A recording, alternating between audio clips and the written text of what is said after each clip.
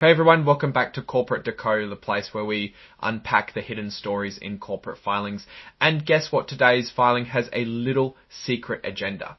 Today we're diving into OS Therapies Incorporated and their recent filing, and let me tell you, it's less about earth-shattering financial news and more about a subtle shift in how they do business, especially when it comes to you, the shareholders. So OS Therapies is the company, but what's really going on here is a change to their internal rulebook, specifically their bylaws. Think of bylaws as the operating system for a company's meetings and decision-making processes. This particular filing is telling us about an amendment to these bylaws. Now, usually when a company files an 8K, it's for something big like a merger or a major financial event. But this time, it's about a change to something called the quorum. The core of this report is that on August 15th last year, the board of directors for OS Therapies made a change. They decided to alter one of their internal documents, the amended and restated bylaws. So what exactly did they change and why should we care? They changed the quorum requirement for shareholder meetings. Now, before this change, a certain percentage of shareholders had to show up for a meeting to be official and for votes to count. After this change, the company now needs only 1/3 of the voting power of outstanding shares to be present for a meeting to be valid. This applies even if there are votes that need to be broken down by different types of stock. So if only 1/3 of shareholders show up for a meeting, they can still make decisions.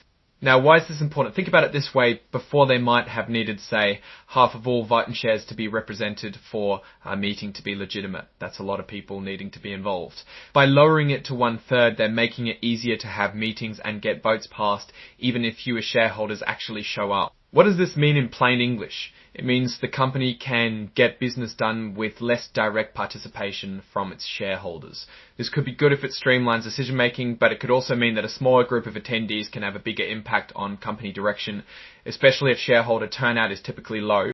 This is the actual document that spells out the change. Think of it as the official record of this new rule. Let's talk about the company stock. OS Therapies has common stock, which is pretty standard. And its ticker symbol is OSTEX. You might see this on your stock trading app. It trades on the NYC American Exchange, which is a well-known stock market. Now, here's an interesting detail. OS Therapies has checked the box indicating they are an emerging growth company.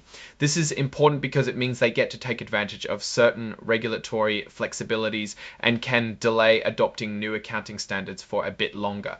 This can be a strategic advantage for smaller or growing companies as it gives them more time to manage their financial reporting. So they are officially identifying themselves as an emerging growth company. This status often means they are still building their business and might not have the extensive reporting or compliance structures of larger, more established corporations. And importantly, they have also indicated they are not using the extended transition period for new accounting standards. This actually shows a commitment to keeping up with modern accounting practices even as an emerging company, which is generally a positive sign for transparency. So we have OS Therapies Incorporated. This filing is pretty straightforward, focusing on a procedural bylaw change rather than financial performance or major business shifts.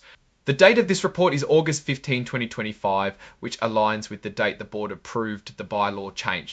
And here we see the signature of Paul A. Rumness, MPH President and Chief Executive Officer. This confirms the filing has been properly authorized by the company's leadership. So to break it all down, OS Therapies is making it easier to conduct shareholder meetings by lowering the quorum requirement. This is a behind-the-scenes move that could allow for quicker decisions, but also give more influence to a smaller group of attending shareholders. They're also operating as an emerging growth company, which grants them certain advantages, but they seem to be a responsible one by not delaying accounting standard adoption. Now, looking at this from a broader perspective, what does this tell us about OS Therapies? While this filing doesn't give us a glimpse into their financial health or operational performance, it does signal a company that is perhaps trying to become more agile in its governance structure. For investors, it's a reminder to pay attention to these seemingly minor procedural changes as they can impact shareholder power and decision-making processes down the line. My take on OS Therapies based on this filing is that they are likely focused on internal efficiency and governance as they continue to grow. The decision to lower the quorum suggests they might be anticipating or encouraging more streamlined meetings, possibly to accelerate their business development. It's not a red flag, but it is something to keep an eye on. The lack of detailed financial information in this specific filing means we need more data to assess their overall stability and growth trajectory. The key risk here is that with a lower quorum, important decisions could be made without the full participation and oversight of a significant portion of the shareholder base. The opportunity could be faster responsiveness if things are managed well. Alright, that's our quick decode of the OS Therapies filing. What's your opinion on these bylaw changes and what they might mean for shareholder engagement?